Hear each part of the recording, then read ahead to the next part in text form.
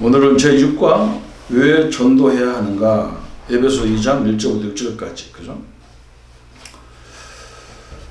전도는 자꾸 교회 부흥을 위해서, 교단 부흥을 위해서 전도했던 그런 것이 우리의 모습이었죠. 교회 부흥시켜야 되니까. 또 교회가 부흥 안 되면 굉장히 미자립이라고 했었고, 목회자가 생활이 힘들다고 했었고, 그러니까 그런 수단으로 전도를 사용했던 거예요. 그러니까 늘 전도에 대한 방법만 자꾸 나왔던 거예요. 전도해야 될 내용을 붙잡아야 될 거 아니에요. 그죠? 내용을. 그래서 에베소 2장 1절부터 6절까지 내용이 충분히 나와 있는 거죠. 그래서 첫 번째, 왜 전도해야 되고 왜 사람들은 예수님을 믿어야 되느냐, 불신자 상태가 나와 있죠. 나아만 장군, 겉으로 볼 때는 장군인데 속은 막 문둥병이 걸려있다는 말이에요. 또 바디메오가 나와 있죠. 바디메오. 소경 바디메오가 예수님이 지나간다, 예수님을 만나면 다 사람들이 막 병든 자도 치유받았고 막 그런 얘기 했었는데, 자기는 눈이 없어, 눈이 이제 멀었기 때문에 소경이 그게 안 보이잖아요. 근데 귀에는 들리는 거라. 예수님 막 가시는 것이 막 사람들 웅성웅성하고 그런 것 귀에는 들리니까 그때부터 바디메오가 소리 지르잖아요. 나사렛 예수야, 나사렛 예수야. 왜 그러냐?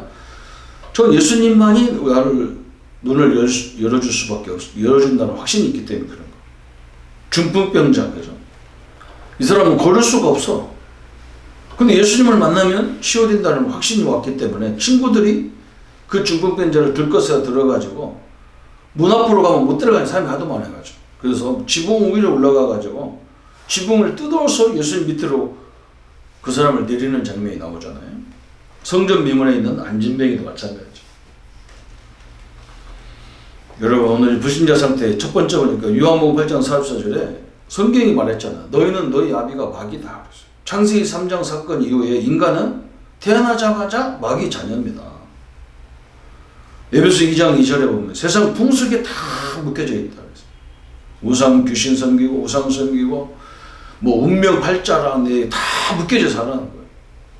에베소 2장 3절에 보니까 본질상 진노의 자녀다 그랬죠. 사도행전 8장 4절 8절에 이상하게 몸도 안 좋고 막 질병이 와 있는데 변명이 없어. 사람들이 육신의 질병이 오잖아요. 누가복음 19장 16장 19절부터 31절까지 보니까 분명히 한번 죽는 것은 사람에게 정하신 것이요, 이 땅에 사는 것도 지옥같이 살았는데 결국 죽어서 또 지옥까지 가는 거예요. 고린도서 10장 20절에 또 사람들은 그런 원인을 막 부모 잘못 섬겨서 왔는가 해가지고 제사에 다 섬기는 거예요. 그게 죽는지도 모르고 또 제사를 막 지내고 우상을 숭배하고 막 그러잖아요. 그게 지금 문제란 말이죠. 사람들은 이 6가지 상태에 딱 묶여져 있는 거예요. 마귀 자녀이기 때문에 운명이 묶여졌어. 그래서 그 결과로 에베소 2장 2절에 세상 풍속을 따라가는 거예요. 그런데 그 풍속이 묘하게도 그냥 어떻게 절하는 거예요. 음식 만들어 놓고 절하고 나무나 돌에다 절하고 그런 것들이란 말이에요. 그래서 본질상 진노의 자녀로 망하는 거죠. 그럼 구원이란 뭐냐? 이 모든 상태에서 예수님을 영접하는 순간에 과거, 현재, 미래 문제가 해결되는 거예요. 그 사도 바울이 에베소 2장 1절에 뭐라 했냐? 죄와 허물로 죽었던 너희를 살리셨다. 죽을 뻔한 게 아니라니까. 성경은 죽었다 그래. 영이 죽었어. 하나님과의 관계가 죽었다는 말이에요. 거기서 우리를 살렸다는 거죠. 구원이라는 것은. 과거. 또 에베소 2장 2절에 세상 풍속에서 우리를 다 건져낸 거예요. 그래서 우리 기독교인들은 제사와 상관없는 인간으로 바뀌어버려요. 운명도 필요 없어. 팔자도 필요 없는 거예요. 그죠? 다 거기서 우리를 해방시킨 거예요. 그러면서 에베소 2장 6절에 보니까 미래에 천국을 보장받는 사람으로 세워준 거예요. 우리가 나중에 살다가 생명을 다하는 날 천국을 이미 보장받은 그런 축복을 갖고 있는 사람이에요. 이 구원이 굉장히 중요한 거예요. 한마디로 말하면 예수님이 모든 문제를 십자가에서 해결해 놓은 거예요. 그 사실을 믿고 그 예수님을 나의 주인으로 모시면 과거, 현재, 미래까지 다 끝내면 받는 거예요. 그 순간부터 끝난 거예요. 그러면서 이제는 이 땅에 살아가는 날 동안 에베소 2장 7절에 보니까 하나님이 나와 함께하고 나를 구원하신 증거가 나타나게 되어 있는 거예요. 여러분, 이게 결론이 딱 내려져야 된단 말이에요. 예수님이 십자가 죽을 때 나의 죄를 다 거기서 끝내놨다는 걸 믿으셔야 된다니까. 그런데 그게 안 믿어지고 뭐라고 하냐, 내가 열심히 믿어야 그것이 끝나지고 내가 뭐 정성과 힘을 다해야만 내 문제가 해결된다고 하니까 증거가 안 나타나는 거죠. 아니, 예수님이 다 갚았는데 내가 왜 갚으냐고 또. 그러니까 마귀가 얼마나 좋아하겠어요. 그러니까 막 맨날 그것이 공격하잖아요. 그런데 이제 우리 결론 내려야 돼. 이제 나는 신분이 바뀌었기 때문에 어떤 문제도 나중에 이게 많은 사람을 살리고 나를 살리는 증거거리가 된다니까, 이게. 그게 증거예요. 오는 여러 세대까지 나타날 하나님의 증거다. 에베소 2장 7절에 그렇게 말씀했어요. 그 사도 바울이 이걸 어디서 얘기한 겁니까? 감옥에서 얘기한 거예요. 다른 사람들은 바울이 감옥에 갇혀가지고 진짜 끝났다고 막 난리를 치는데 사도 바울은 거기서 당당하게 증거를 얘기하잖아요. 여기가 감옥이 아니다. 응? 여기가 세계 복음화할 수 있는 선교 센터라는 거예요. 엄청난 일이 벌어진 거죠. 그 증거가 없는 이유, 그 말했잖아요. 네 번째, 증거가 없는 이유가 뭐냐? 요한일서 5장 11절 13절에 그죠? 구원에 대한 확신이 없어. 뭔가 예수님의 십자가가 부족하게 느껴지니까 확신이 없으니까 증거가 없는 거예요. 참 너무 답답하죠. 이 구원이라는 것은요, 세상 말로 표현하면 이런 것 같아. 내가 빚이 많은데 내 빚을 예수님이 다 갚아줬어. 그러면 이제 빚에서 자유함을 누려야 되잖아. 그런데 빚쟁이가 나한테 와가지고 돈 달라고 하는 거야 또. 그러니까 쩔쩔매는 거예요. 아이고 알았어요, 내가 근데 또 해줄게. 그 바보 같은 짓을 하고 앉았는 거예요. 지금 기독교인들이 다 그 짓을 하고 있는 거예요. 아니, 빚 다 갚아줬는데 마귀가 와서, 빚쟁이가 와서 빚 갚아달라니까 주겠다는 거예요 또. 아, 내가 못 주는데 그럼 어떻게 할까요? 그리고 노예 사용을 하는 거예요. 이게 바보가 이게. 그래서 구원의 확신이 굉장히 중요한 거죠. 요한복음 16장 24절, 기도의 확신, 그죠? 지금까지 너희가 내 이름으로 구하지 않았으나 이제 우리가 당당하게 예수 이름으로 모든 걸 구하라는 거예요. 근데 이 성도들이 이러잖아요. 아유, 내가 뭐 기도했다고 응답 오겠습니까? 나 같은 사람이 기도한다고 응답 옵니까? 이런단 말이에요. 이게 답답한 일이죠.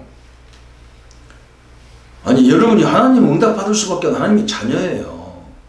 예수 이름으로 기도하기를 바랍니다. 고린도전서 10장 13절에 감당치 못할 시험을 주시니 없고 시험을 주시면 피할 길을 주신다고 그랬어요.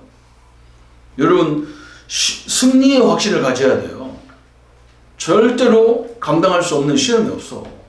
그러니까 어떤 문제가 오면 그 문제를 해결할 길을 하나님이 다 준비해놨다는 거지. 이걸 체험해야 된다. 저는 옛날에 이걸 모르니까 뭘 했느냐. 늘 나는 할 수 없는데 나는 못하는 일을 왜 시킬까? 그렇게 생각했다니까요. 그 어느 날 내가 이제 이 말씀을 이해해드리면서, 그래, 하나님은 내가 감당 못할 시험을 주신 일이 없어. 근데 나는 사실 못해.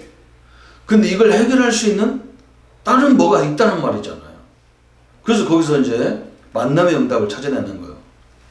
그 옛날에는 제가 선교사님들, 우리 친구들 뭐 복음운동 안 하는 친구들이 와서 뭐 하면 구찬해서 뭐 대답도 않고 뭐 만나지도 잘 안 했는데 요즘은 만나는 거예요. 왜 그러냐?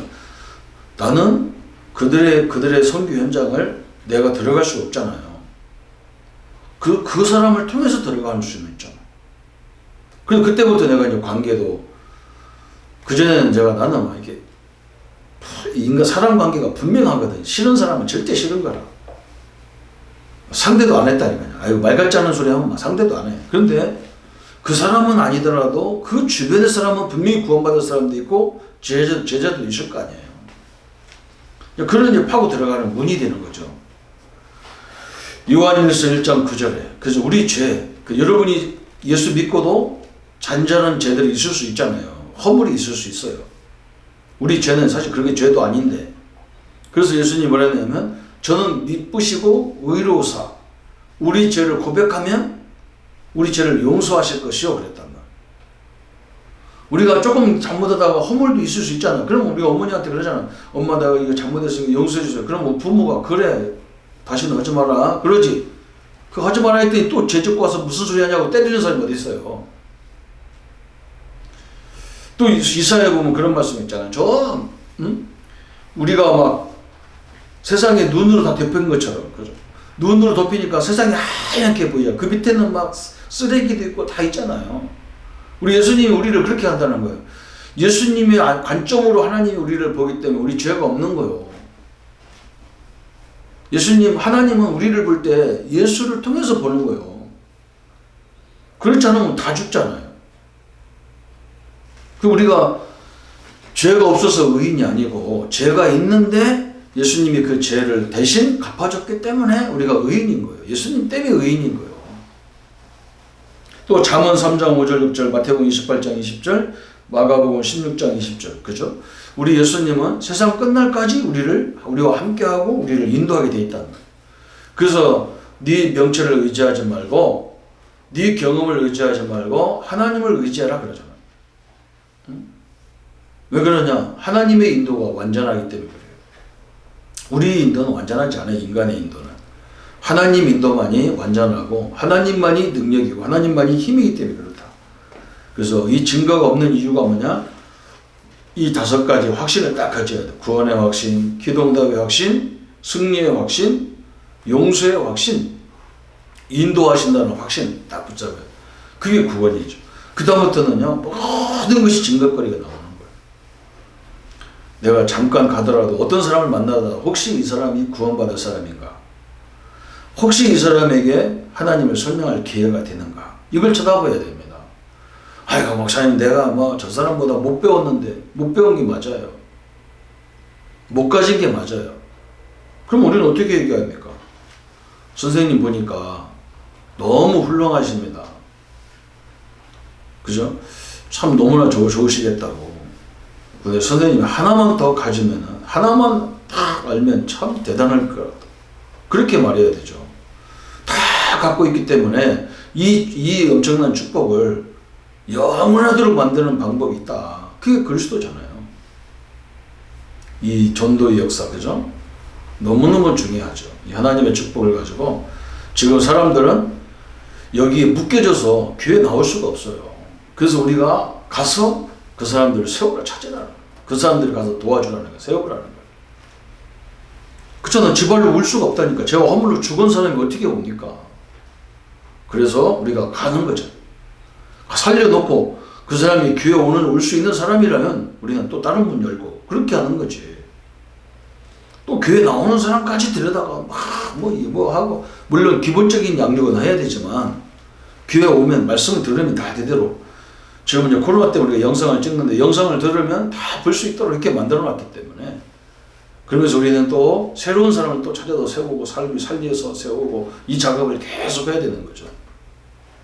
하나님의 축복이 함께하기를 예수님의 이름으로 축복합니다. 주님 감사합니다. 우리에게 전도의 축복을 알게 하시고, 사람들은 불신자 상태 6가지와 그것을 가져온 배경을 붙잡고 거기서 빠져나올 수 있는 길이 없습니다. 그리스도의 이 엄청난 축복을 그들이 알지 못해서 그렇습니다. 이 복음을 우리가 들어가서 전할 수 있도록 하나님 문을 열어주시고, 또 이런 일꾼을 많이 세워서 전체 인류에게 이 복음을 전할 수 있는 1천만 제자의 응답을 허락하여 주옵소서. 예수 그리스도 이름으로 기도합니다. 아멘.